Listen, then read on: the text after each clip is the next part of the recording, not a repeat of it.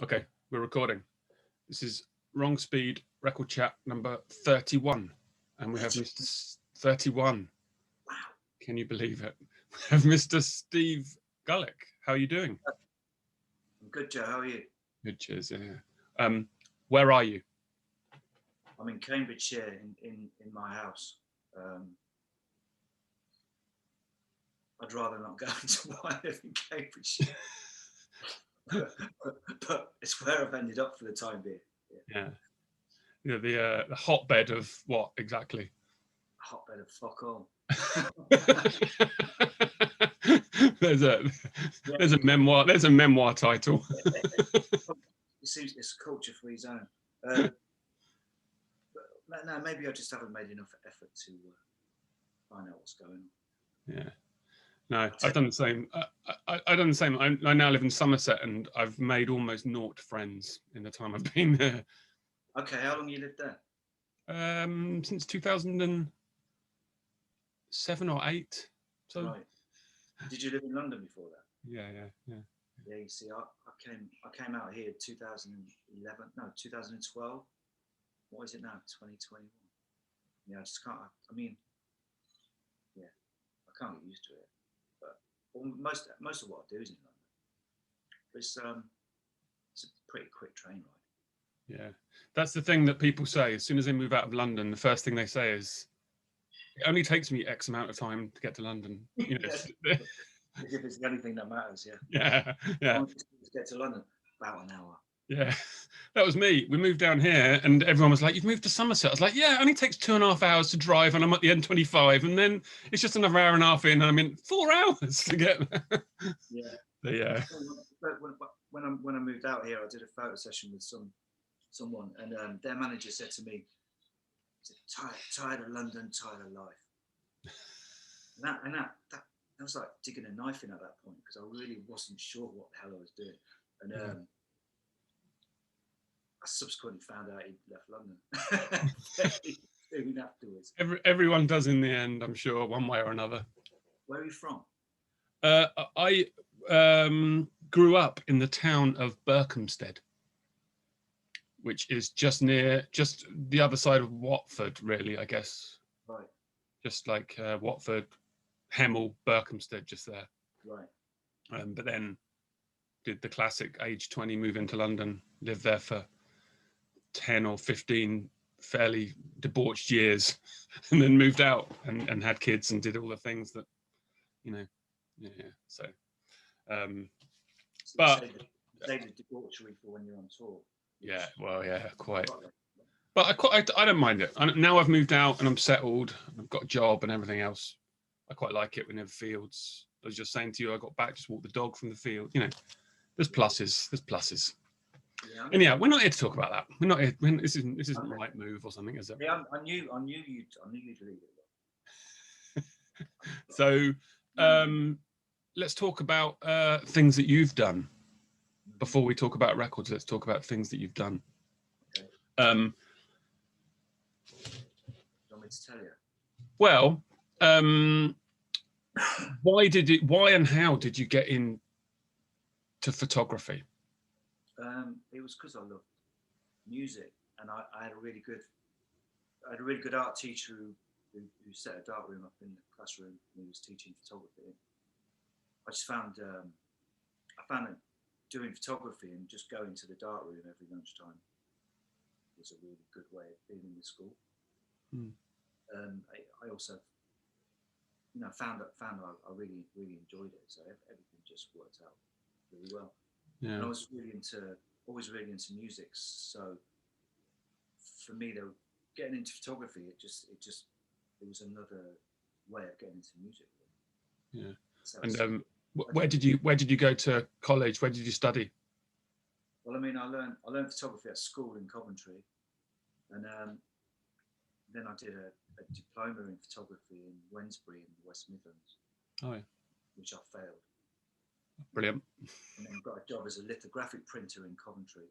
And God knows how I went for a job as a filmmaker, as someone who made film for the lithographic.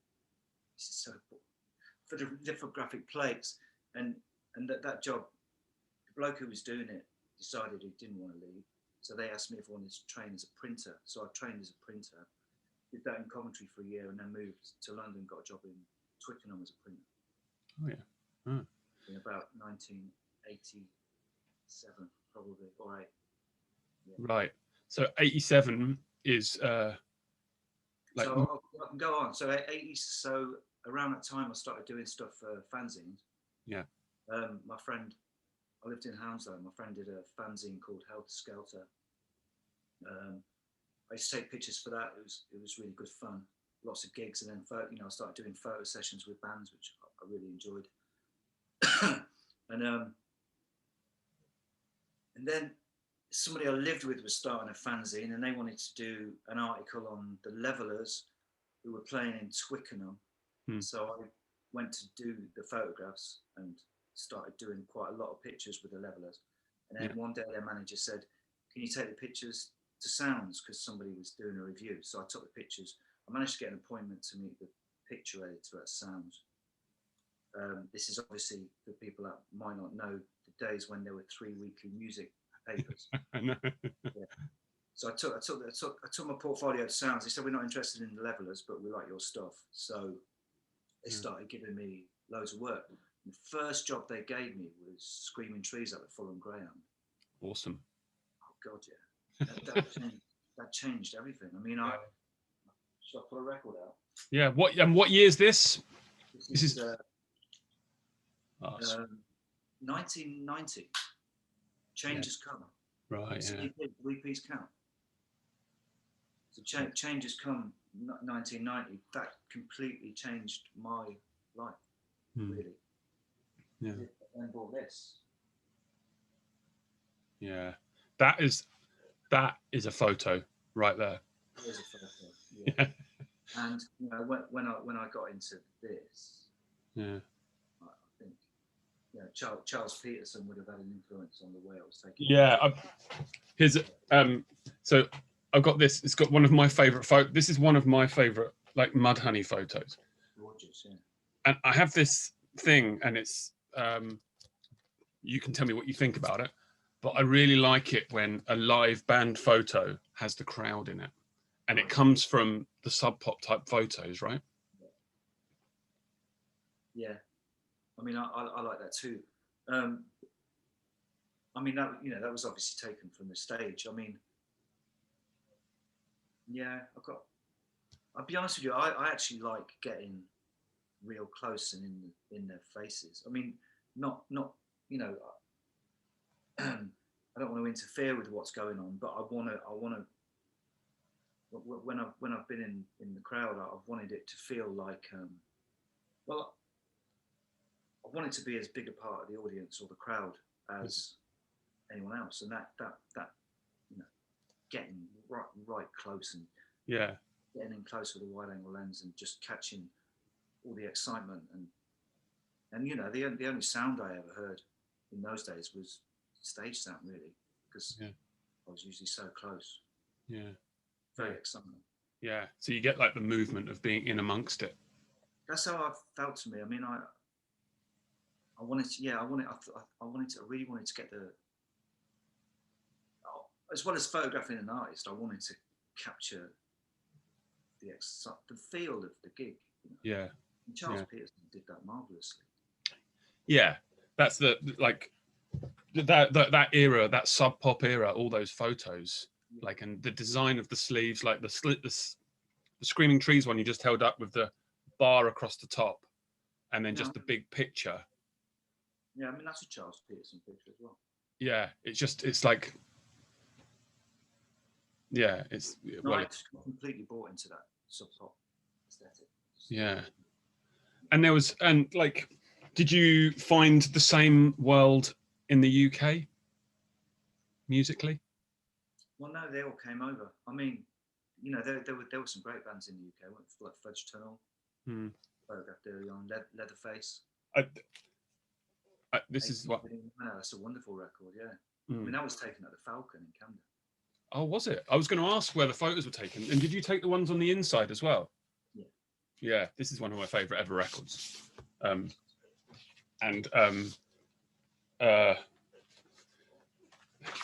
getting the pictures out. So yeah. Yeah. Well, they all from one gig. All at the Camden Falcon. I never did a photo session with them. I didn't go on tour with them. That was all just from that Falcon gig, which I took for sounds. Right. Yeah. Absolutely love this record, and it does have a sort of a sub poppy style like vibe to the cover, like that sort of quite an extreme movement on that. Yeah. I love that record. It's one of my for me it's like it's influential in every way. I just absolutely love it from the look actually as well. I like the fact that it was on Earache. I like the fact it was on Earache, but it wasn't an Earache record. Okay.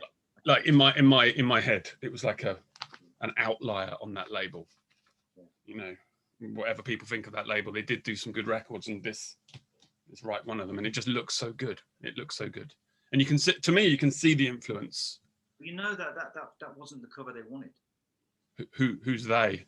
The band. There was a piece of artwork they wanted to use on the cover, but they either couldn't get permission or it was deemed obscene. One or the other. I can't remember the details, but I think I had a Fudge Tunnel T-shirt, which was the actual artwork they wanted on the record.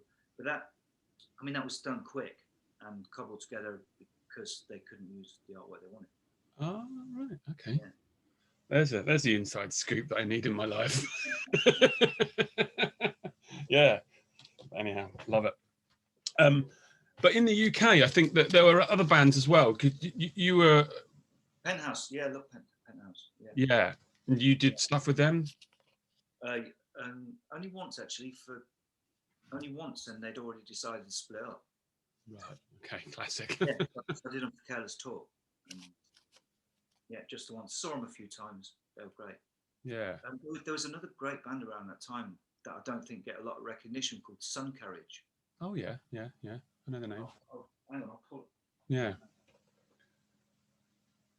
Where the fuck is Sun Carriage? This. Fuck it. Yeah.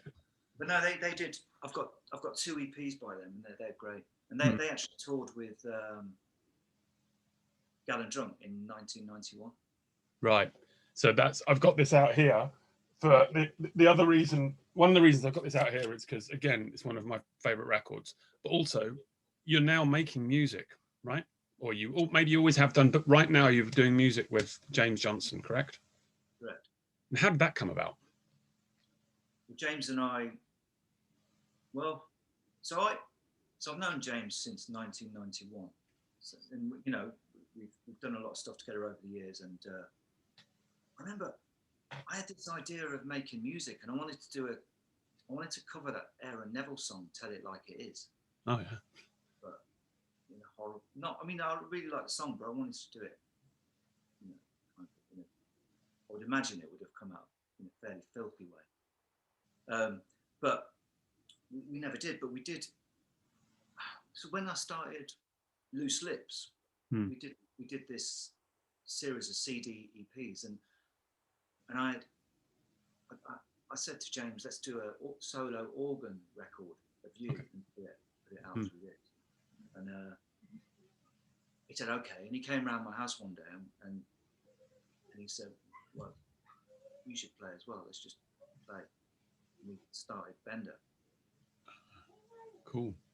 In 2004, and then we did 2 albums and an EP or something. And we did that till about 2007.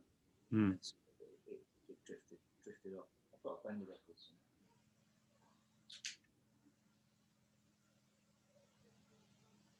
That's nice.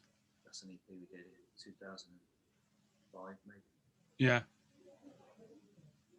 But now there's a new one out right now on God Unknown, right? Yeah. God Unknown, yeah. Jason kindly put that out for us. Yeah. How did that come about? I love Jason. Jason's one of the nicest people. Well, I've known Jason for quite a long time, and he'd seen my other band Tenebrous Liar play, and he liked it and sort of asked if we'd be into doing a record on his singles club. Yeah. But in never happened. And you know, we stayed in touch, and then started doing the stuff with James. Hmm. You know, I really wanted to. I knew Jason was interested in what I'd been doing anyway, and I really wanted to put it out and go unknown, because it's a really cool label. Yeah, no, he's a nice guy. He did the Charles Hayward album as well. That's right. Yeah, and so I've seen you taking pictures of his band Sex Swing as well. Sex Swing, yeah. Yeah. And also, of course, I'm gonna chuck it in the mix anyway. And also, you've taken a lot of pictures for Part Chimp. I have, yeah. Yeah. Can I fast forward to this 10-inch then? Yeah.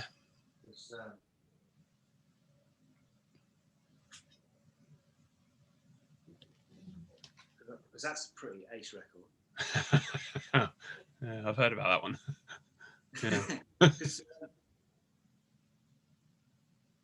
So myself and John Webb, who's in Adult Life, and he was in Male Bonding. Oh yeah. And Pre and other bands. He used to put the live nights on at the Buffalo Bar for Careless Talk Cost Lives. Mm. And we actually made a bit of money, and we were sitting on money. So we decided, wow, we loved Todd so much, yeah, that we wanted to release a Todd record. But it was a CD. Yeah. Records, not that many records were being made around 2004, I don't think. Mm. Yeah. I was going to, actually, that was something else I was prepared to ask you about, because I do have a Todd record here, just I thought I'd raise it up. And so I wanted to talk about that. You know, you're covering everything beautifully, but it's what I wanted to talk about was the Todd and how that came about. Yeah. And the label, but also mainly, let's start with the magazine. Okay. And print media.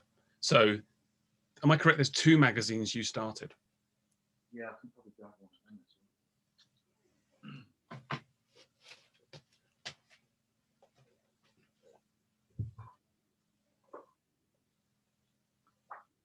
So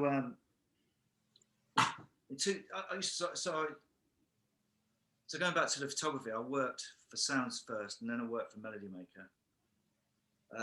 Because basically Sounds was bought by a rival publisher and closed down the day it was bought, or closed down. They basically moved. They bought Kerrang, who were in the same office. They they put all the Kerrang people on a bus and drove them off to a new building. And all the Sounds people were just laid off there on the spot. Nice business, eh? Yeah. And but that day I was really depressed, and I was walking along Blackfriars Bridge, and I bumped into Everett True, who I hadn't seen for a few months. Mm. And he said, "I'm really sorry to hear about Sounds. Come and work for us." So I did. So that, and ironically, the first gig I did for Melody Maker was on the night of the Sounds wake, and it was Gallon Drum. Oh, cool. And then I worked for the Enemy in lots of other magazines. But so I was working for the Enemy at the time, and in 2001, I think, I was fairly conceited and a bit big-headed, and thought, I can do better than this. Right. And Everett True was at a loose end, and I convinced him to start a magazine. So we did, and we did Careless Talk Cost Lives, which was conceived to run for 12 issues only, because my thinking was that everything gets crap after a while, so let's make sure it never gets crap by starting issue 12 and running down to 1. That's what we did. Yeah, that's like a crass catalogue numbers. End with 1984. But yeah, so here's my question then regarding like print media, like what your thoughts on it, and as a photographer, like like it's struggling and whatnot, but like did you get I don't know, your thoughts on print media nowadays maybe? Well, I'm a Luddite generally. And although I do have a digital camera, and I have learned how to use it and work in that modern way, I don't actually like it. and I'm currently, I mean, because the music business is on its arse, right? Yeah. You know, so I've decided. I think I only really want to shoot on film, although the jury's still out. But the question was about print media. There's not a lot around, is there? No, well, this is the thing. Yeah, I was, yeah.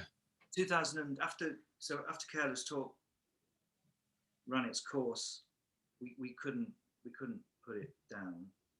Everett did a magazine called Plan B, and I did Loose Lips Sink Ships with Stevie Chip. Yeah. And so we did 6 issues of that, and then it sort of, it kind of limped. It went on till about 2004 or 5, and then we sort of picked it up in 2013 or 14 and did a few features and put them online, but it always just seemed so half-assed. So I'm currently collating the articles and putting them together to do a print version. Nice. So nice. it'll be Loose Lips 7, and it'll be in print. And we're gonna tie it in with an article, like articles over the years that didn't go into print because we weren't in print. We're going to put together, along with a new article, Tropical Foxstorm. Oh, yeah. And that'll be issue 7, which will come out this year in print. Awesome. And then the hope is that we do more. Yeah, no, definitely. Well, it's difficult to get anything off the ground, really, isn't it? And it's hard to try and gauge what the demand might be. But with printing now, I say so printing's interesting now, because in the olden days, like Careless Talking out, that we'd print several thousand copies of each issue, and we didn't really make any money, and the printing costs were astronomical.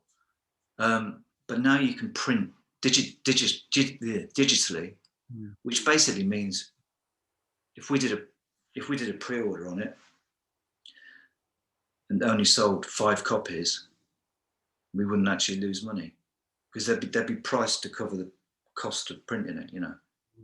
I think there'd be. I don't think that would happen. I think we'd do better than that. But I think there'd be interest. For me, I'm kind of I'm the same in as much as I do browse the internet, but if it's a big article or whatever, I sort of struggle with it. And I think people want to look at. You don't. I would imagine people don't want to look at screens all that every second of the day. So maybe there is space for print media again. Yeah. Well, because I was like scrabbling around in my garage, because I used to have the Careless Talk Cost Live magazines and all of those magazines, and I can't find them. And there is a chance that they've gone by the wayside. But I was looking at your, doing some research and looking at all your photography, and I was like, I have a magazine that definitely has a picture that is your style on the cover, and I was like, I'll be shocked if it's not you. And I picked it up, and it was a photo that you took, and it's Mogwai. Oh yeah. And it was so distinctly you. I just totally knew it was your photo, even though it's not something I look at. I don't particularly look deep at the credits that are buried here. Right. The credits are there, and it does say it's you. And because I've been reading about the way that you worked from black and white to color, somehow this photo made total sense in what you'd said in an interview I read. Yeah. So I mean, I never really saw the point of doing color if it didn't look otherworldly in a way. Yeah. If it looked ordinary, do you know what I mean? Yeah. It looks like they're in space or something. It's really weird. I think they're on quite a lot of paracetamol at that point. They were nursing a hefty hangover. But yeah, but it was really, anyhow, I'm just saying that. Yeah. Obviously, you have the style that I pictured and thought, okay, yeah, no, that's definitely one of his. Yeah, no, it's always been important for me, because I always do my own printing. I think a lot of photography, because I've always gone, I've always had a dark room, and then I used to use someone else to do my color printing, but they kept telling me certain things weren't possible, and I wasn't satisfied with that, so I had to prove it. I had to find out for myself. So I learned how to color print. So as soon as I learned how to colour print, I was completely free. Yeah. So with say, okay then. So this is, what year is this? This is probably around 2000 and 2000 and nothing, right? 2007 maybe, give or take. And I know that because we're in it. The reason I kept this magazine, I'm ashamed to say, is that we're in it, and we started 2003. So this is probably around 2000 and oh no, it's 2007, 2008. Okay. What the hell was I going to say? What were we talking about? Photographic style. Oh no, yeah, yeah. This is it. In this case, then, if you've taken the photo, you've developed it at home or however, wherever, yeah. Do you then send a hard copy? In those days, yeah. Right. Yeah. Yeah. So you send. Yeah. I mean, I've been sticking loads of stuff on Instagram recently, and I put some pictures of Jason Pierce on there today, which were taken in 2001, and I didn't have any scans of any of the pictures. So up until we started Careless Talk, I would never do any reproduction on my pictures. I'd just send, whoever they were for, I'd just send them prints. Yeah. Yeah. Okay. So that's what. Yeah. When we started Careless Talk, I had to start doing it myself because there was no one else to do it. Right. Stuff from that date I would have scanned. So that one maybe I may have scanned that one myself. Right. Yeah. Those I used to love those when you sometimes if you go in a secondhand record shop, buy an album, and it would have the promo photo in there, the hard promo. I used to love that. That's a real bonus. I've got another machine records that I've got my picture in actually. Which one? Sorry. The band The God Machine. Oh yeah. Yeah, I've got like their first EP, and it's got a promo photograph that I took in it, which is cute. No, it's nice. Yeah. I love that stuff. Yeah. But here's the thing then, and it's to do with nowadays with the way the internet is. Your thoughts on photographers not getting credit for photos? I see it a lot, and I see photographers complaining a lot about not getting the credit for pictures. Yeah, I have an example. Yeah. And this is in the Wire magazine. Okay. It's not a photo because it's been done by that Savage Pencil guy. He's changed the picture into one of his drawings, and it's Fugazi. It's the kind of classic Guy hanging upside. Everyone knows the picture, right? It came out about 3 days ago. Who took this picture? Like, yeah. And it was just like a bloke or whatever. Like, not. I don't even know if he was like a professional photographer, but he took the photo. And yeah, I just saw it on Facebook. It came up on one of those punk rock Facebook sites as a picture. It's like, I took that picture. And it's been doing the rounds for like 25 years, never getting credited. It's like a classic photo. Yeah. Your thoughts on uncredited photography? Well, it's unpleasant, isn't it? I mean, but what can you do about it? I mean, if I was to try and chase, I mean, not only uncredited, but blatant copyright breaches. Yeah. Any time anyone puts one of my photographs on, even Instagram, without checking with me, is a copyright breach. Right. But that's what it is. I mean, that's fans appreciating pictures of artists they like and sharing them. I mean, that's what it is. But when commercial entities start doing it, it's another thing completely, and it does happen a lot. Yeah. Yeah.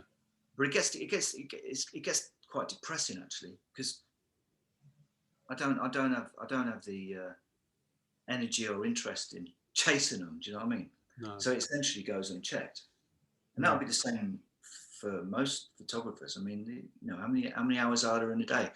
What's the point of chasing something that you can't really do anything about? Yeah.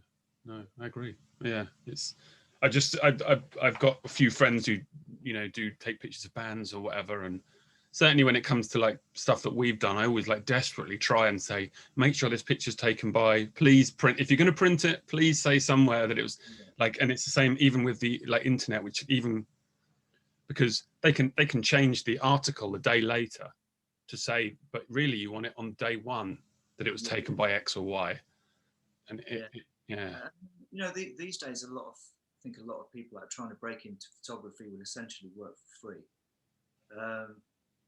and all they have is the hope that their name will be next to the picture.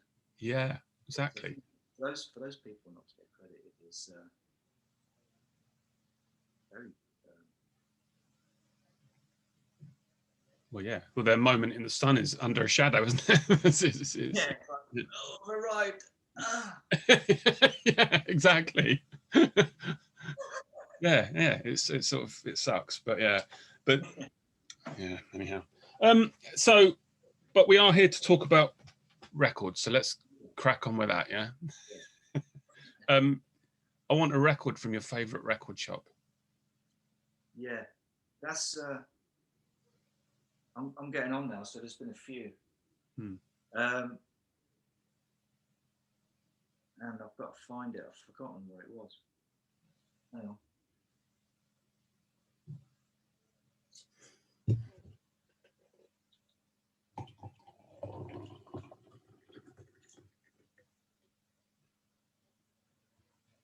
That's from HMV in Coventry. Oh yeah.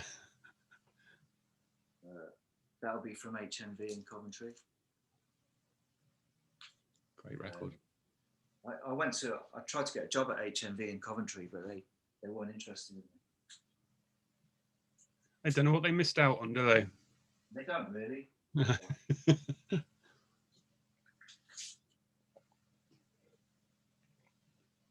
I'll talk about Coventry for a sec. So when I was 10 or 11, the Specials were obviously a Coventry band, and doing incredibly well. And everyone in Coventry at that point had a skin. I mean, I did have a skinhead, but it's not because I wanted one. My dad just gave me one.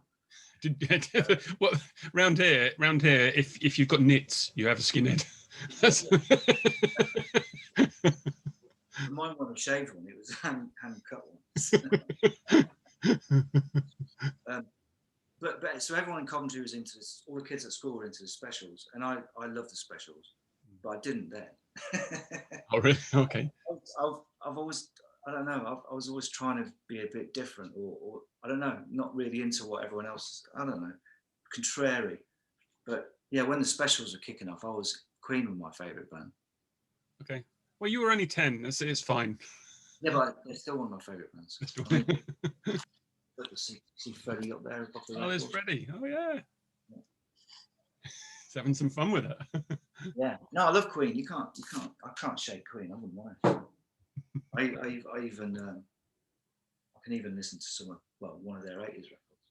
Two of their 80s records. Anyway, Queen. You don't want to talk about Queen, do you? So this was from.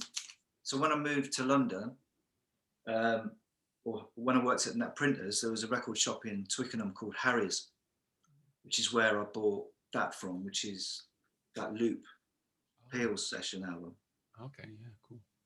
And I used to listen to that when I was depressed in my bedroom, no life. Mm. That was a great record. Yeah. Around the same time, I got into Jane's Addiction. Oh yeah, that's in that rubber sealed sleeve thing, isn't it? Yeah, it's really weird. This was from Virgin on Oxford Street. Yeah. I'm going off on a tangent. Is that all right? No. I got that record. I bought it from Our Price in Hemel Hempstead. Yeah. And it comes in that rubber sleeve, and when you pull it out, it's not as disturbing as you think it's going to be. No.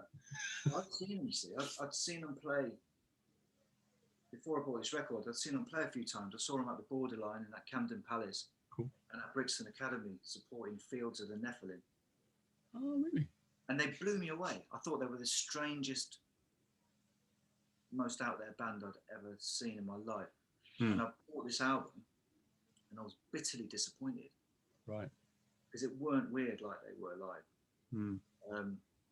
And I couldn't understand guitar solos and all that, you know. No. but it's one of my favourite albums now. Yeah, I love that record. It's weird, you know. Outside of Queen, I wasn't into that. Mm. Yeah, so that record, I thought it's a bit like Guns N' Roses almost. In fact, there were Guns N' Roses fans at the Borderline show. I hope they were disappointed. It was funny, like your Kerrangs and whatnot. They covered it though, didn't they? James Addiction and Guns N' Roses would have been one page after the other. I don't know, because I remember reading a Melody Maker article about Jane's Addiction, and Perry Farrell says we're into the Pixies. Yeah, yeah. No, oh, they didn't sound like a metal band, but like, didn't Kerrang have Prince on the cover once? I don't know. Yeah. So they just love guitars. Yeah. So that's so Coventry. Now you've moved to Twickenham. Yeah. Yeah. And I saw Loop around that time as well, like 88, 87. Cambridge Arms, or Cambridge Arms, Brixton. That was amazing. Yeah. Took some photographs at that gig. I've just got this fairly abstract, blurry picture, which actually looks like the cover of the Collision record. Oh yeah, yeah, yeah. Which, I won't find it, so yeah, yeah. Loop have come up a few times as an influence of, so, you know, people who were going to the underground gigs in the late 80s. Loop is a regular.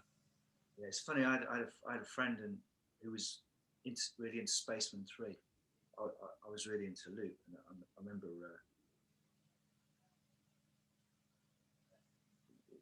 he used to go, "Oh yeah, Spaceman 3, Loop nil." So you have taken pictures of Spiritualized, haven't you? Yeah. Yeah, and that's the big, as you're saying. I love Spaceman 3, but I mean, back then, I mean, you know, you can only when you're young and if you haven't got a very good job, you can't afford to buy many records. Mm. The only way of getting music on the radio then was to buy records. Yeah. So I mean, you know, I heard Loop on the radio and really loved it and bought that record. And I read they were in Melody Maker a lot as well. I was really, you know, I was kind of intrigued by Loop. I liked how they looked. So yeah. I went and bought that record. Never regretted it for a second. No, I know. Spaceman 3 would probably predated Loop a little bit, and I didn't get into them until more recently. Yeah, there's I think Tim. I saw Tim Cedar, part Chimp Tim, talking about seeing Loop at the Fulham Greyhound, and how like important it was in his life to see that happening like that. Yeah, I missed that. That was just a year or two before my time of discovering that stuff. Do you like Loop? Do you like Loop? I do like Loop. I do. I'd probably listen to Spaceman 3 more than Loop now. But yeah, no, I do. And I think for the most part it stands up. And they're still going, right? I think there's more of the band The Heads in Loop than there is Loop in Loop nowadays, from what I can tell. But you know, fair play, right? So did you have any other record shops you're into in London at all, or you know, now you've moved down? Not record shops. I really like Stranger in Paradise. All right. Where was that? That's in Hackney. Right. Yeah, I've never. I mean, I've never been anywhere where there's a cool record shop. Really. I mean, they come and go as well. Coventry had HMV and Revolver, and basically on Saturday I'd go to all of them. Yeah. But they never had any cool second-hand record shops. There was one second-hand shop, but that was scratched. Yeah. So you're in Cambridgeshire. How near to Cambridge? There's no record shops around here. But so how near to Cambridge are you? No, I don't live in Cambridge. I live in Huntingdon. Yeah, I know, but not in Cambridgeshire. You live, right? Yeah. Yeah, I don't know how near that is to Cambridge, where you are, but we've spent time in Cambridge and found a couple of good record shops. So. When? Well, we played up there like a couple of years ago. We played at wherever you play in Cambridge. I can't even remember where we played. But yeah, there was we all picked up good records in a shop there. Maybe. Yeah. I can't remember the name of the shop. Hopefully Bob from the band has good memories. Hopefully he'll make a comment below and say what shop it was, because I can never remember this stuff. Hit me with a record with memories.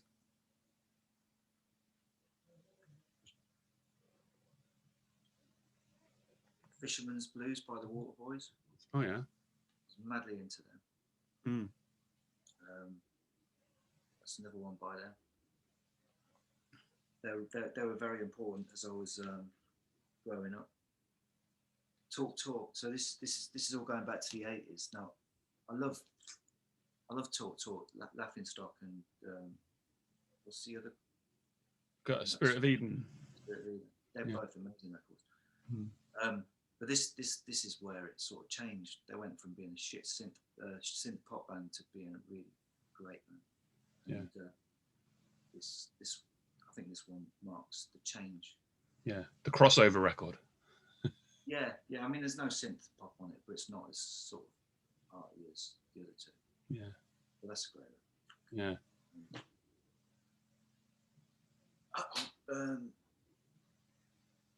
So in 1986, South Bank show, and they did a thing on the Velvet Underground, and that blew my mind. Yeah, you've taken pictures of Lou Reed, right?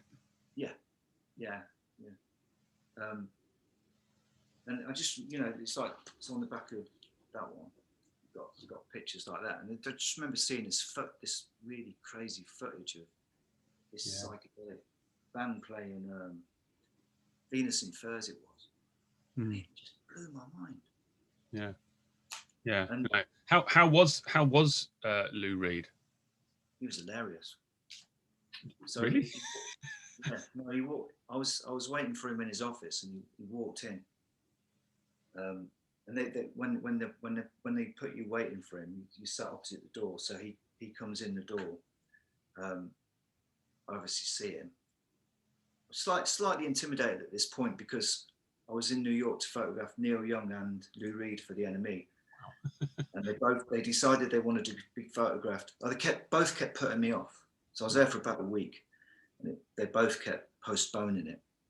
And eventually, on the last day, they both said they wanted to be photographed at the same time at opposite ends of Manhattan.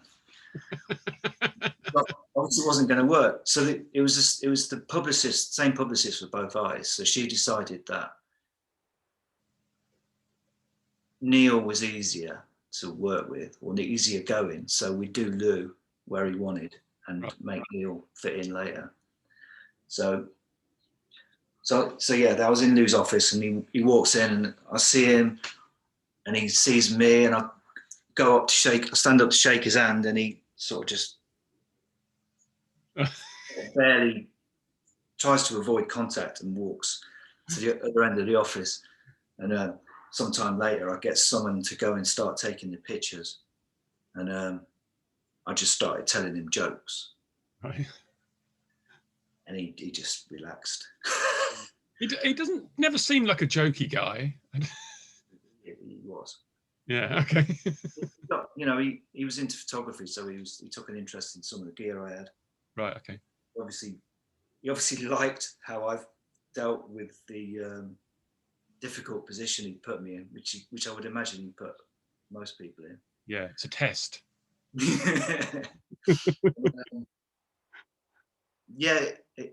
The photo session ended with him telling me a joke, which I'm not going to repeat on here. Oh, okay. Right, I'll tell you after. But all right. I said, thanks, Lou. I think that'll do now. But it's a really shocking joke. Yeah. Okay. We'll get to it later. And so Neil Young on the same day then. Neil Young on the same day. That was a lot more difficult than Lou Reed. Neil was playing with Crosby, Stills and Nash at Madison Square Garden. Okay. And I went to the venue, and Neil said he'd be photographed for 1 minute in his dressing room before the show. So I was taken to the dressing room, and I set up, worked out what to do. And then when Neil arrived at the venue, he said, I don't want to do that. You can do the pictures in the corridor on the way to the dressing room after the first part of the set. I had a flight to catch, and I really didn't want to miss it. So Crosby, Stills and Nash and Young did their first part of the set and then went back to the dressing rooms. Fortunately, I knew the tour manager, Neil's tour manager. So he said, if you stand here, I guarantee I'll bring him to you. And he did. He was true to his word. And I took 11 frames in the corridor with Neil with maybe holding a towel and a cup of tea. And Crosby, Stills and Nash and all their entourage couldn't get past us in the corridor during these 11 frames, and the fight broke out. Oh, hilarious. Any pictures of that? No, I was just so relieved to have got the 11 frames of Neil. You know. The last one, I just said, Neil, say cheers to the enemy, and yeah, Oh, damn. Jobs are good. Do you find like as a like just speaking for us as a band, we are terrible at having our photo taken. Like we can't mug for a camera, we're not confident in front of it, and we are sort of terrible. But I see bands that are really good, and like you can tell in the photo that they're just so comfortable in front of a camera. Like, do you have techniques to deal with terrible people, or you know? Yeah. I mean, with everyone really. I mean, you know, basically, I'm a bigger twat than you are. So what are you worried about? And I'm slightly inept when I'm doing photos. If it's, you know, I used to use jokes a lot. I can't really remember them anymore, so I tend not to. But you know, generally not being pushy. Right. You know, and you know, a lot of people I photograph don't like being photographed. No, right. Yeah, they keep, you know, they come back to me time and time again to do more photographs because they have to do photographs. Yeah.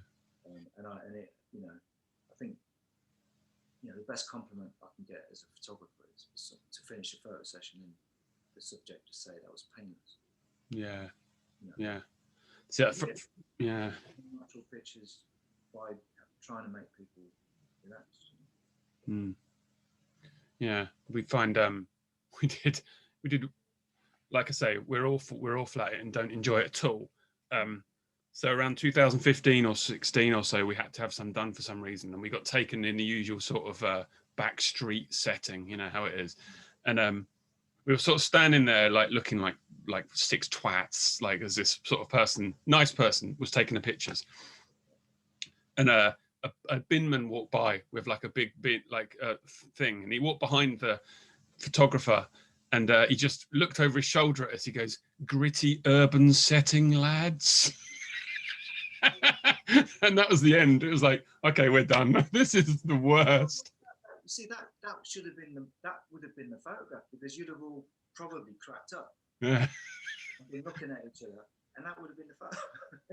It was crestfallen. That was probably the look, because it was so accurate. Like we were so uncomfortable, and it was just like the cliche sort of backstreet photo, just behind the studio. It was pretty funny actually now thinking about it, but.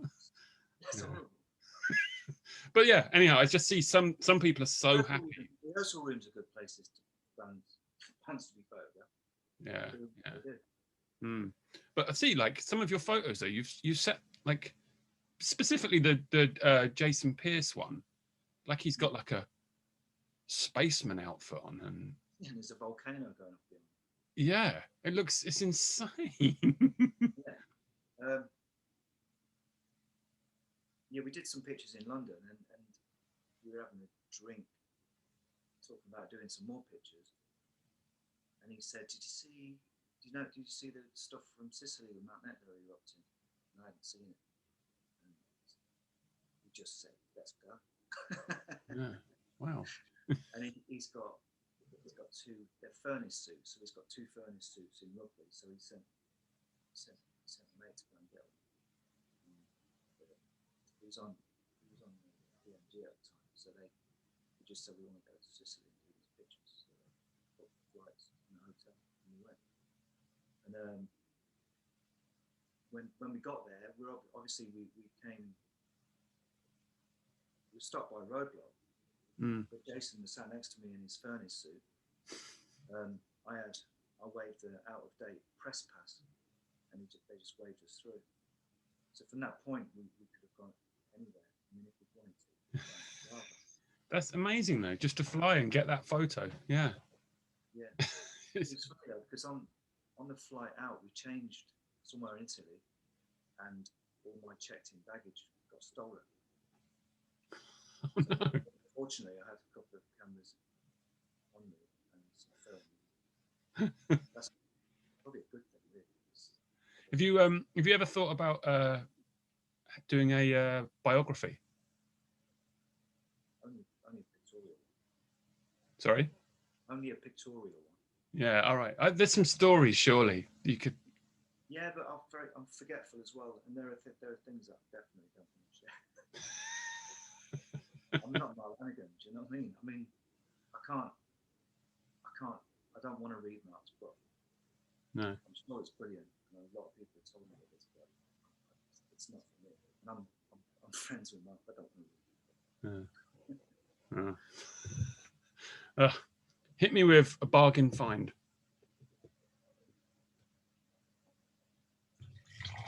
These cover two categories actually. They're bargains. Yeah. They're like a couple of dollars from record store in New York. Neil Young Reactor and Hawks and Doves. Right. A couple of dollars each, but I suppose they'd also count as being on tour. Oh yeah. Because they'd have been bought in New York when I was on assignment for Melody Maker in the 90s. Cool. I'm not massively keen on either. Right. They've both got good songs on, but I mean, you know, my favourite Neil Young record would be these two. Yeah. Okay. Yeah. Zuma and On the Beach. I have a question regarding On the Beach. Can you take it out of the sleeve and show me the inner cardboard?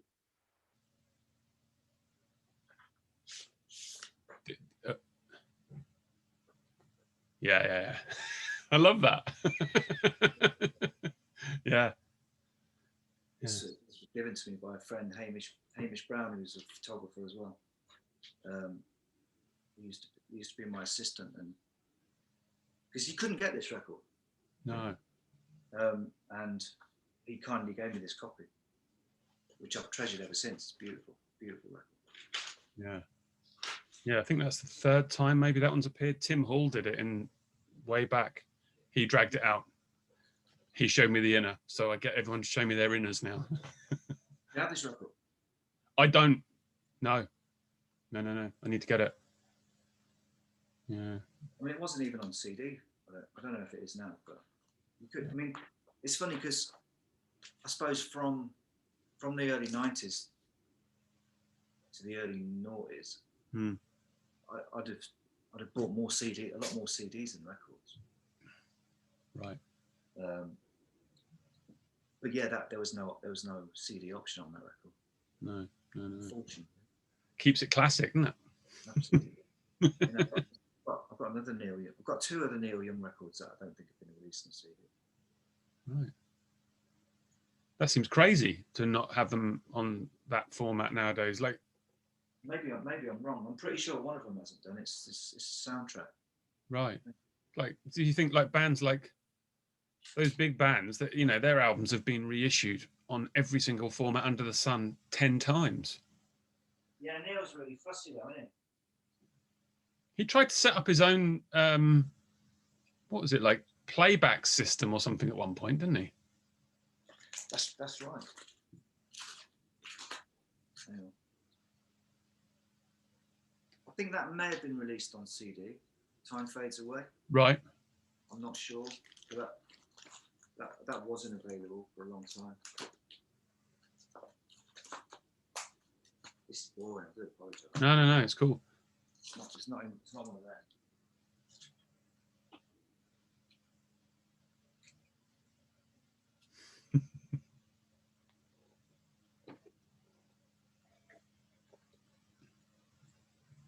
The first Neil Young album I got was. Do you remember those record clubs that existed? Remember those record? So you like the first 3 were free, and then you would join and you would get one. Do you remember? And you'd get one a month or whatever. Yeah. I got the Neil Young album with what's that song Fucking Up on, came out around 91 2-ish. It was Freedom. I don't know, it's got a really like great fisheye picture, yeah. That came out around somewhere around early 90s.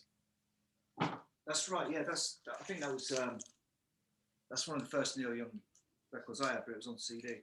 Right. So yeah, I got it from this record club. I got that and Bossa Nova by the Pixies. And then I didn't join the club, and they were just free records. It was a weird time. I don't think this is on available. Oh no, don't know it. Cool. It's Journey Through the Past, and it's basically a soundtrack to a film that he made. Right. I don't think ever got made, but the soundtrack did. It's really, really nice cover. Oh yeah, sweet. Yeah. Oh, does that open out again? What's happening there? Is it? Yeah.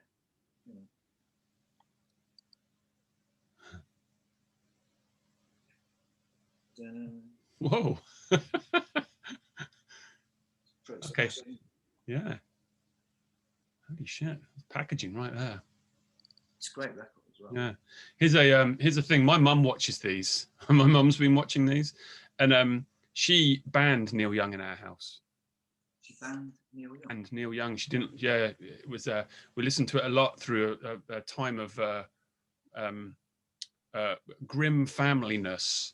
It was on in the car a lot. So eventually, all the Neil Young records had to be thrown away, and then so I've had to buy them all back. But then as I got older and like grunge happened and everything else, I picked up a Dinosaur Jr. album, and I was playing it in the house, and my mum couldn't handle it. We had to get rid of Dinosaur Jr. as well, which is like, sounds too much like Neil Young. Gotta go. Yeah, and it hadn't occurred to me, but she was right. It does. Yeah. So have we done Record Bought on Tour now? I'm afraid we have, yeah. Yeah, no, that's cool. That's cool. And what about a record that people wouldn't think that you would like? Well, I was going to have a Rod Stewart record, but I realised I don't have it. And then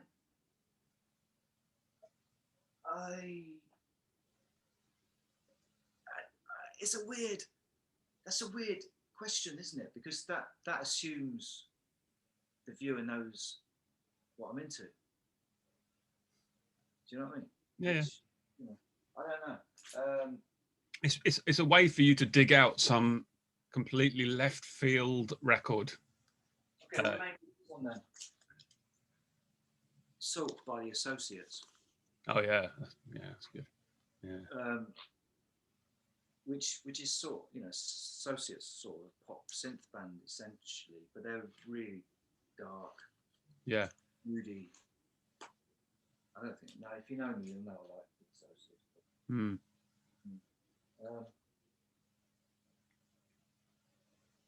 Yeah, I wanted to. See, I thought Atlantic Crossing by Rod Stewart had "Do You Think I'm Sexy" on, but it doesn't. I only realised today that I don't actually own the record that has "Do You Think I'm Sexy" on. Oh no, that's so what? I think I should get it. Go for it. Yeah, I imagine they're quite cheap. I imagine so, because I've got a few Rod Stewart records that were really cheap. Yeah. I mean, my love for Rod Stewart grew from loving the Faces. Yeah. And I don't know. I like disco as well. Actually, I've thought of a record that I can pull out. Well, you might not know. What era of Rod Stewart do you go up to? Well, I mean, the song "Baby Jane." What year is that? I've no idea. It'd be the 80s sometime.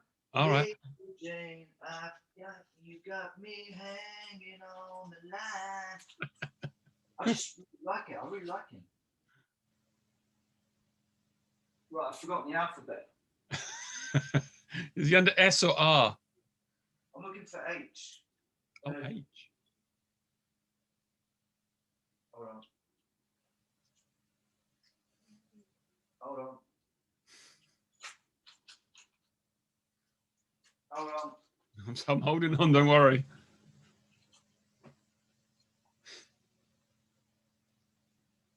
It's around here somewhere.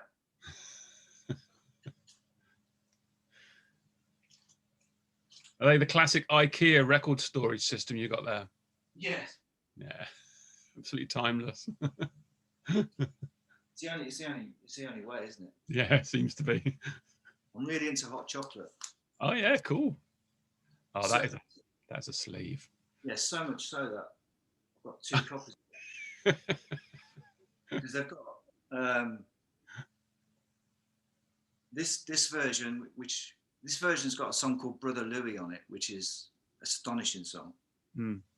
And this version hasn't. It's so weird, isn't it? The way that, because was like, is one a UK version and one a yeah, one's American. American. I'm not sure. Hang on.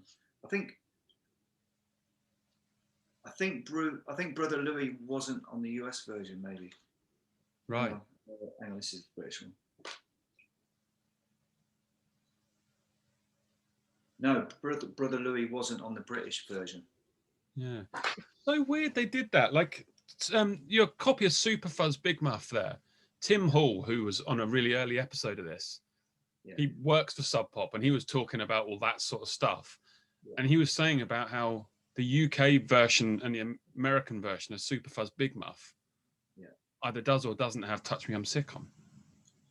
Mine's Glitterhouse version. So you've got Touch Me I'm Sick on there. Yeah. Yeah. Did they release? There was 2 EPs at the same time, weren't there? There was that and Boiled Beef and Rotten Teeth. Yeah, that had Hate the Police and stuff on it, right? I think so. Mm. Yeah. Both great EPs. I don't have Boiled Beef on vinyl. I don't even got it on CD. Yeah, I've got that on CD. I've got it on vinyl. Maybe it wasn't released on vinyl. I really don't know. But Touch Me I'm Sick wasn't on the American Super Fuzz. That's what Tim was saying. I never checked it out, but that seems weird, right? That's really weird. Yeah. Like, is Need on there? Yeah. Touch Me I'm Sick, Chain That Door, Mud Ride, No One Has, If I Think, In and Out of Grace. Yeah, and I think he said that Need was on the US pressing, but not Touch Me I'm Sick. Let me get Boiled Beef and Rotten Teeth. Mm. It's like the orange sleeve, isn't it? Yeah. Hang on, I'm on hot chocolate.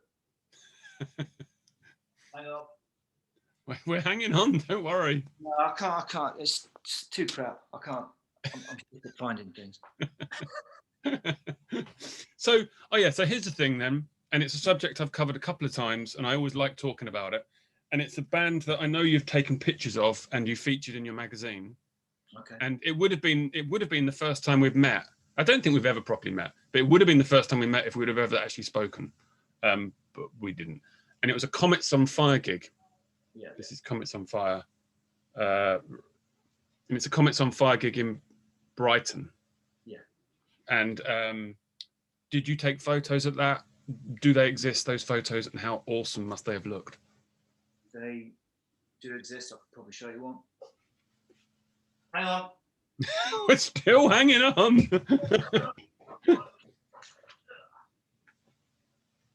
So that gig would have been around about early 2005. It says on this. Yeah, that'd be about right. We did a cover of Comets on Fire. Awesome. For Who Lip Sync Ships. Mm. So that's them mooching around street corners by the sea. In a gritty urban setting. Exactly. So that picture would have been taken at that show at Hobgoblin. Awesome. Yeah. And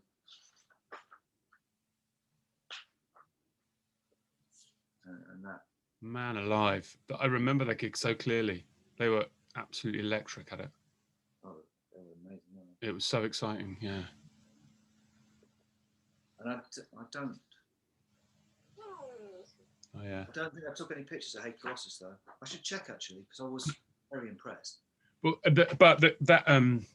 so it's a gig that's come up a couple of times in this, and I just like talking about it, and not because we played, because I don't really care about that, but the fact that it got moved from the Free Butt, which is a venue that held about 200 people, moved to the Hobgoblin, and it held about 50 people in there. Yeah. Do you know why? Do you know? No. No, I don't know. It was either double booked or sound issues, which is a classic Free Butt thing at the time, was a sound issue thing. And I know, were you there for the sound check at all? Because the sound man was the big issue at that gig at Hobgoblin. I remember now, yeah. Yeah, and he was a constant like, please turn down, this is a nightmare thing. And like we paid no attention to it, of course, but Comets on Fire really didn't pay attention to it, and it was, but it really made it quite a very exciting affair. Like it was just, the whole thing was on edge. There was people pouring down the stairs because the venue was just tiny. Yeah. And then the next night they went and played like what that venue in it was like Iggy Pop's thing or whatever it was. Do you know? Like I saw them at the ICA. I don't know whether that was. No, it was like the Barbican or one of those big, like, you know, when famous people get to pick bands to play at that thing that they do there, whatever that's called. They played that like the next night in, you know. Yeah. So they went from 50 to a couple of thousand. Awesome. Yeah, because I mean, they were set up on the floor at that. At the, yeah, I don't think there was a stage. Yeah. No, the stage. It was just a function room in a pub. Yeah. Yeah, yeah. I mean, you know, they must have heard it outside. I would have would have thought so. It's quite loud outside. Yeah. So Phil, back from episode 12, he put it on, and yeah, he has some good stories. It was for me. It's one of the favorite gigs we've ever played, just because it was so like insane, and like we were so lucky to get it, and because anyone could play that gig, and you know, but yeah, and I still love this record, which came out around then. That's the Comets on Fire field recordings from the Sun album. Yeah. So yeah. Anyhow, I just wanted to mention it because I knew that you'd taken pictures or whatever. And no, I love them. I could never work out what Noel was doing. This bloke on the side with some effects pedals, but what was making the sound? I couldn't get my head around it. Yeah. I obviously now know he was connected to his bum. Yeah. Pipe going down his leg into the pedals, and every time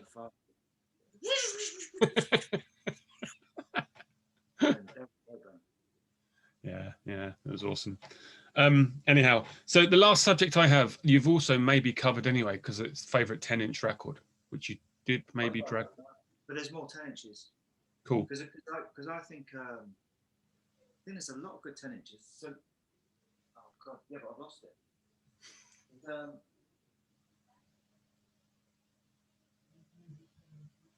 Hang on, I would have thrown it over here. Here you go. This. Oh, sweet. What's that? Ty Segall Slaughterhouse 10-inch. But I don't know. I think it's probably. I don't know if it was released as a 12-inch as well. But it's a double 10-inch album. Oh, cool. It's a wonderful, wonderful record. Yeah, looks awesome. It really, really is fantastic. My favorite track is side 3. It's called Fuzz War. Fuzz War. Yeah, you get what it says really. It's just, that's incredible. There's another 10-inch as well by. Oh, and actually, this by The Cure. Oh, yeah. 10-inch from early 80s, but there's a song on it called New Day, which is just a brilliant Cure song. Actually, this ties in as well with Record Shop. It's still got the price label on it. Oh, yeah, love that. I'm a fan of that. Keep the stickers.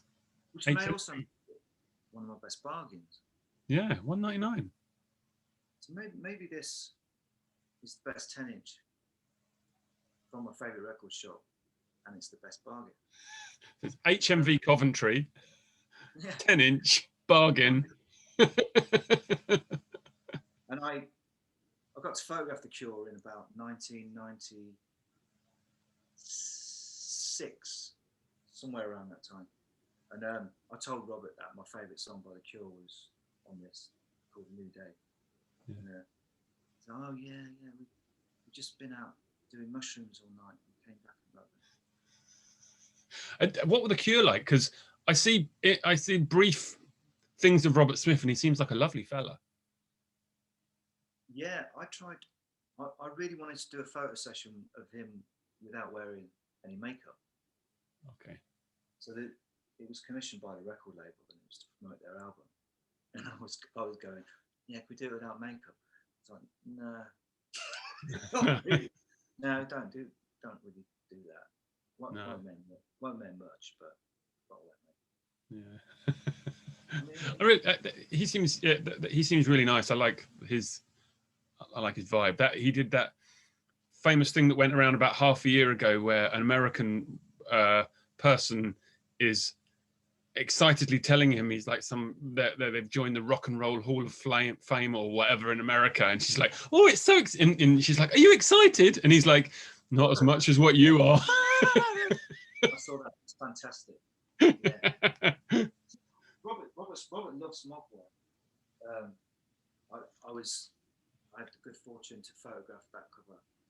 Actually, there's a good story behind that. Have we got time? Absolutely, go for it. So the Rock Action cover was taken with a 360-degree camera, and it was taken in Nice and Sleazy's in Glasgow. Oh yeah. And I'll show you that. Sort of didn't really work out properly. It kind of did, but this that sort of gives you an idea of what the pictures would have come out. Is that picture in the sleeve? This is a fold-out thing inside. Oh, I've got that record. Bollocks. Okay. Yeah. Awesome. I mean, there are some other pictures that are basically them around a pool table, which are very clear and stuff. But actually, they did this sleeve with Andy Vella, who did all the Cure artwork. Right. So Andy was with me and the band when we were doing the sleeve, kind of giving artistic input as we went. Mm. But yeah, I mean, you know, all the fancy business on it is down to him. I just took a load of pictures. Yeah. Well, that must have been nice for them to have a band photo shoot in Glasgow. Just step out the house. Yeah. Well, I mean, it was funny because we had to wait until Sleazy's was shut, and then, you know, as we were doing the photographs outside, there were pitch battles in the street. I think it was a Tuesday night. Just classic Tuesday in Glasgow. Fighting, bottles getting chucked, and heads getting smashed in. I like that venue. That venue's good. Yeah. And I said, because it was slow exposure, 360-degree camera, you've got to keep really still. Keep as still as you can. Ignore the riot. And listen to people outside.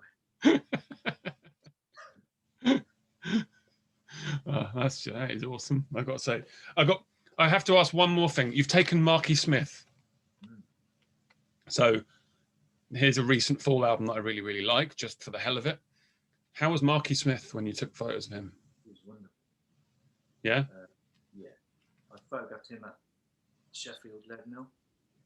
And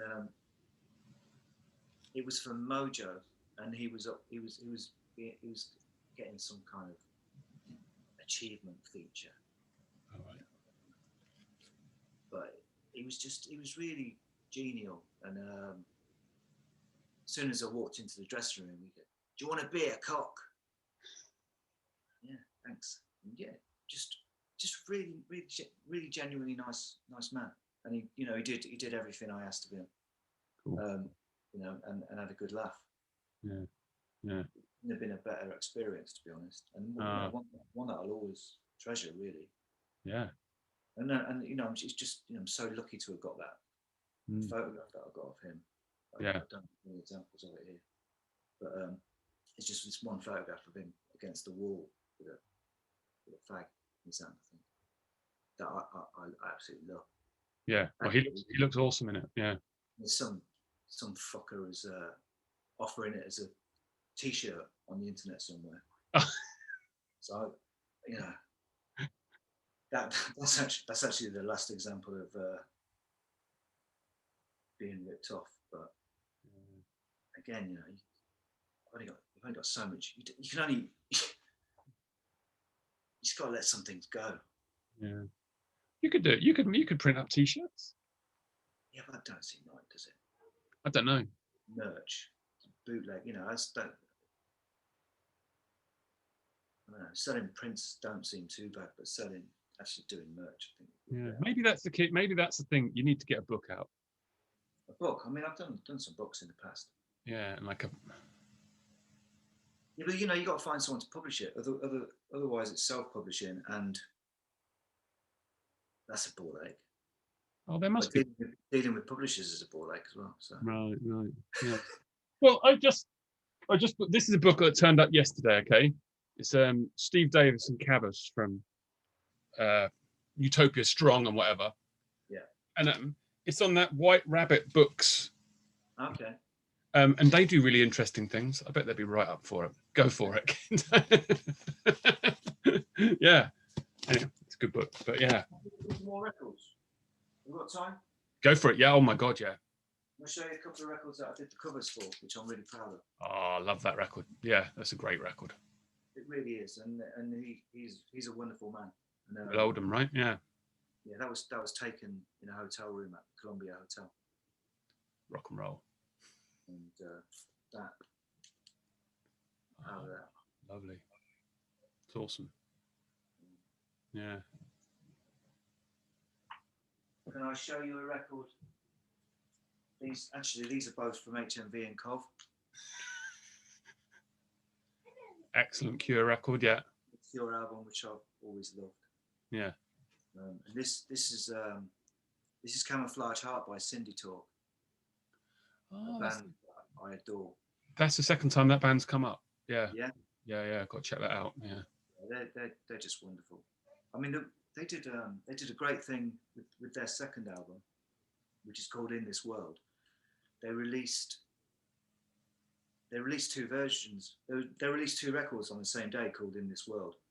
One of them was all instrumental except the last track, which had singing on, and the other one was all singing except for one track that was instrumental.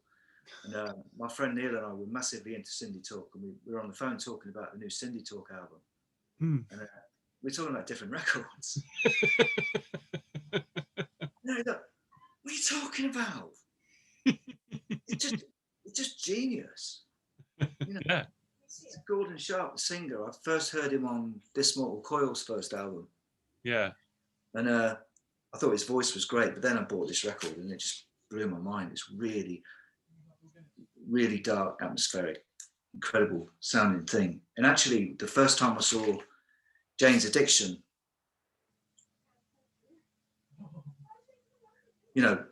which I don't think you can imagine how they sounded, because they sounded nothing like that record. Yeah, right. They might have sounded they sounded more like this band. Right. Yeah, that's another record I love from the old days. It's a nice looking one. Quiet Life, Japan. Yeah. I could go on all night, so you stop me. I've just got to do this one. Yeah. Oh yeah. That record stopped me in my tracks completely, because I've never heard music like that before. No one had. No, 1992. Because another thing, like James Johnson and I always sort of bonded over our love of like vacuum cleaner noise and washing machine noise, and just sort of drones, and this this record's, don't know. I always found something incredibly soothing about listening to a vacuum or a washing machine. You know, it just relaxed me so much. I could lie in front of washing machine and be in heaven. And this record kind of replaced that. It's just wonderful. Whenever I used to fly to America, I'd listen to this. Obviously not a record. I had a CD Walkman. But it just, being on an airplane just made me feel incredible. Yeah. That's one of my favourite ever records. Yeah, that album, like there was Sub Pop videos that came out. Remember the like around then there was the Sub Pop videos that came out, and it was like all their videos. So it was like Beat Happening and Mudhoney and all those, but it had Earth playing in some basement to about 3 people, and it was a black and white thing. And I think the song was called Our Orbrus is Broken. I think the name was the name of their song, and it was just like about 3 notes spread over like 5 minutes. And I was always intrigued to know what people thought when they watched that, in amongst all the other like what sounded like pop music. Yeah, Mark Lanigan. So not long after that Change Has Come EP, Mark Lanigan released his first solo album. Yeah. Is that the Winding Sheet? Is that? I can't. Yeah. Mark used to live with Dylan. Yeah. And he said when Earth were rehearsing, they used to rehearse in the basement. You could feel them rehearsing. Yeah. From quite a way away.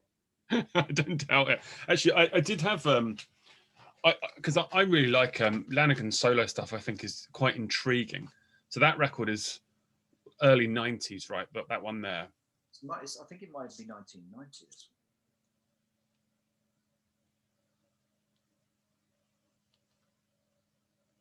Yeah, 1990. Yeah, and this is one that I really like. Yeah, is that Blues Funeral? Yeah, and this came out. This is 2012. But I really like this record, and I think it's he's quite a well, I mean, what's your experience of him? Because I found him to be. What's your experience of him? Because my experience is that he's a lovely chap. He's completely adorable, man. I mean, I've known him since 1992, I think. Right. But I actually played in Soul Savers. So he did a record with Soul Savers, and on the first 3 tours, I was sent on stage with him with a guitar. My express duty was to kill any dead time, because Mark doesn't like being on stage. He's like, don't leave me hanging. I filled any gaps basically with just weird guitar. Okay, cool. I was like part on tour entertainment, part sort of Bez. Grunge Bez. I was playing throughout the sets, but I think I was taken out of the mix mostly. But yeah, I found him to be really. I've never met him, but on email and whatnot, and also what I like is that he's always like looking for new music. Oh God, he's such a music man. Yeah. I mean, he's got encyclopedia knowledge. I mean, this is an example of how generous he is. I mean, I'll show you it.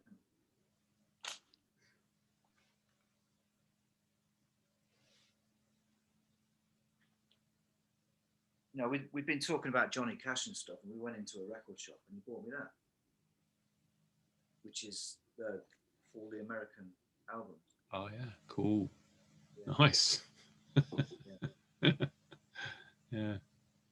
Well, like my brief experience of dealing with him was just like without problem at all. and it's funny because like some people have a like Marky Smith, they have a certain image that some people think is true or whatever, but when you actually you know, your experience of Marky Smith was not the classic No. experience. I'll tell you a funny Mark Lanigan story. We were playing in Bilbao, and backstage we were doing that Muppet song, you know, Phenomena. I said to Mark, I dare you to go on stage and go, Phenomena. And he did it. I really wasn't expecting him to. And did you all join in? I was in shock, to be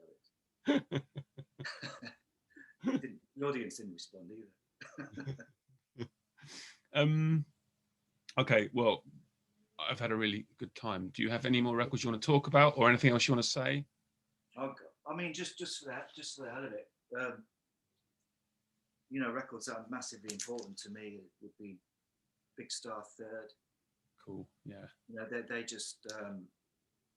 I mean, I love all Big Star stuff, the pop stuff and everything, but this is such an out there, fucked up sounding record. It's absolutely beautiful. And Plasticono Band by John Lennon is a record that I'd be lost without. And Funhouse by the Stooges. Classic. I mean, you know, all of them, and I absolutely adore Thin Lizzy. Oh yeah. You know, there's a song on this called "Little Girl in Bloom," which is one of the most beautiful songs I've ever heard. There's a house I deliver to in a local village. So my job is I deliver mail to people. But there's a house called Linnet House, named after Phil Lynott. They just built it and called it Linnet House. I also deliver the mail to someone who I think inspired you. Oh yeah. Yeah. Don McCullen. Oh God, yeah. Yeah, Don McCullen's my favourite photographer. Yeah. Yeah. So I was reading interviews with you, and you were talking about him, and I was like, oh, there we are. Yeah, no, it's wonderful. I mean, I think he'd be the biggest influence on my. Not. I've got no intention of doing the kind of photographs he took, but in terms of style. Yeah. I was very influenced by him. You need to take your dog out, but I've got to show you that record. Yeah. Monty. Yeah. Very Special World of Lee Hazelwood. Yeah. That's just incredible. No, just quickly, but about photographers that influence you, that is of interest to me, because so Charles Peterson, say, for rock photography, for want of a better description, but like photographers that weren't music people. No, I mean, my favourite photographers, Don McCullen, Robert Frank, and Bill Brandt. Right. You know, all fairly old school black and white, exclusively black and white photographers, actually. Yeah.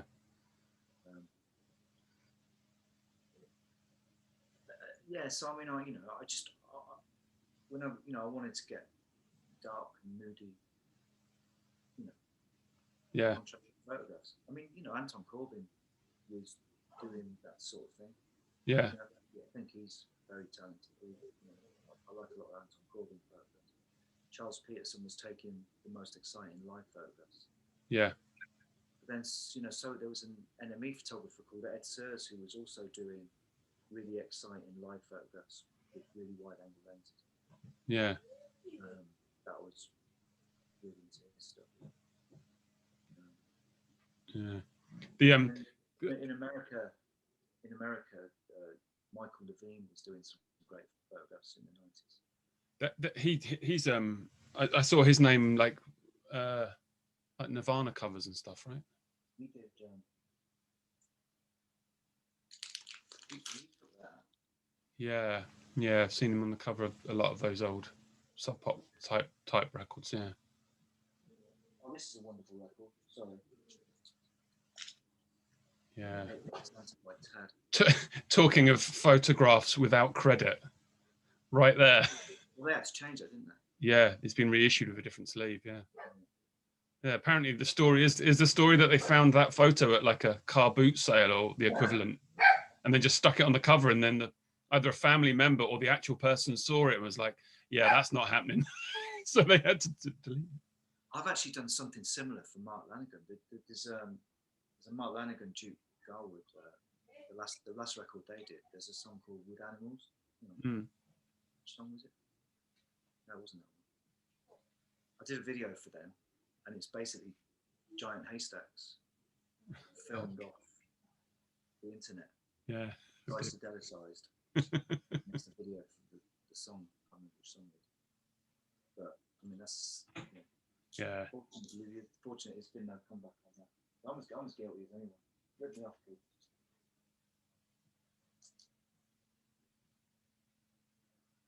Wonderful record. Yeah. Wonderful record. Love that Pavement record. One of the bands I've worked with extensively, Yeah. and I saw online that you're credited for that sleeve. That's inside it. Yeah. But that's the reissue. It was. Yeah. What? Because there's no photo inside mine. I couldn't see any pictures of. It's on. No. It's just the reissue, which this is. Right. Oh yeah. Okay. I don't have that version.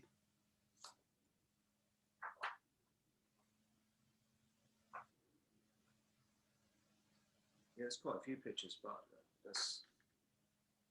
Oh man, the reissue looks nice. Okay. Yeah. Yeah. Awesome. What a great record. Oh. Yeah. Like we're talking like the band was a machine. Have you ever heard that band, Mule? Oh yeah. Yeah. Love that band. Yeah. I just think they're astonishing. Yeah. And then we've managed to get through this whole thing without talking about Nirvana, which I'm quite into. But if you did want to talk about Nirvana, that's the album for me. That's the one, is it? Yeah. Because we talk. I was talking about them earlier because like my memory of when he died was I was working in Perfect Pizza in Chesham. I was 20. Like 94 or whenever it was, and Bob, our guitarist, drove over from Berkhamsted to tell me. Drove like 6 miles to tell me Kurt Cobain died whilst I was working, because we'd seen him a whole bunch of times. Saw him on the Bleach tour, like we were, at 16 went to see Nirvana at the Astoria on the Bleach tour. They were like one of the bands. They were the band. It's undeniable. and obviously you've taken pictures of him and them, so. That's. I've also taken pictures of this wonderful band. Oh, Mercury Rev, yeah. Your self-esteem. They're all right, just whacking records out. Yeah, absolutely. That's the one. That's their kind of comeback album. Yeah. Did you do that photo there? No. I did loads of pictures. Yeah. After this album came out. Yeah. Yeah, we'll do one more. Go on, one more. Bit of Godspeed. Yeah. I think that's incredible. Yeah. Because I've got. Is it different photos on them? Like they've not all got the same photo on. Is that right? Yeah. I mean, I remember it came with like a crushed coin and stuff. Yeah. This will sound terrible, but I binned it. You binned it? Binned it. Yeah. Why? They were sticking them with the records. Yeah, they crushed that. They crushed that themselves on the train track. Well, it's buried somewhere now. Yeah. I was working at Southern when that came out, and when that came in, it was a really exciting moment when that album came out. It was one of those albums you're like, holy crap, this is completely proper. Everything about this is like they felt like an anarcho classical band or something. It was really exciting. Yeah. You binned it. Yeah, I mean, I'm not. It's like if someone releases a coloured vinyl, I'll try and get. In fact, I fucked up recently. It's, that Anna von Husel. How do you say? Do you know what I'm talking about? I know who you mean. Yeah. I can't say her surname. No. But I bought her last record, and I wanted it on black vinyl, and it was a lot easier to get on coloured vinyl. So. Right. Did you buy the forthcoming Chimp album? Did you buy that on black vinyl or colour vinyl? Black vinyl.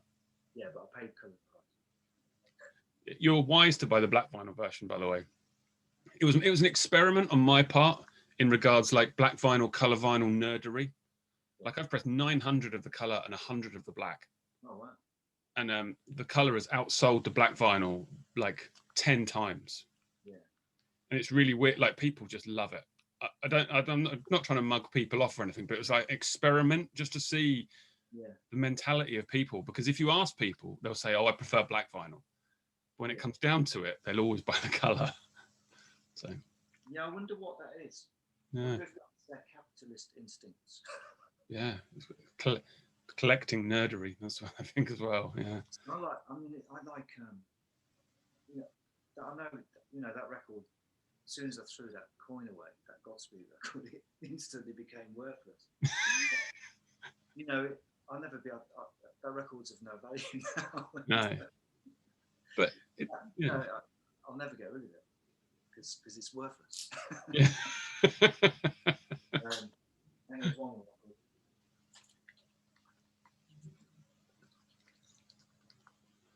David.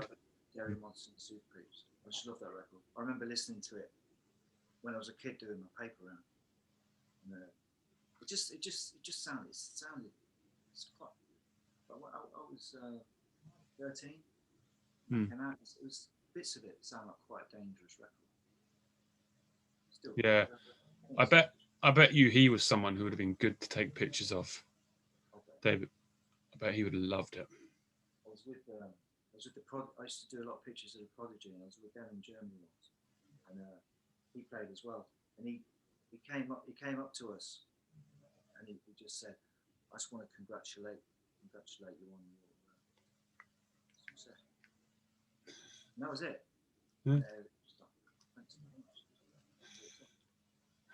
Yeah, Brixton boy. He just went out of his way to say hello. Yeah, nice fella. Yeah. Okay, I don't have anything else here. I don't think. I did actually have a Lou Reed album in case we didn't get around to talk to him. So I'm glad we did, because yeah, that's marvelous. Street Hassle's my favourite. Right, yeah. Oh, and this.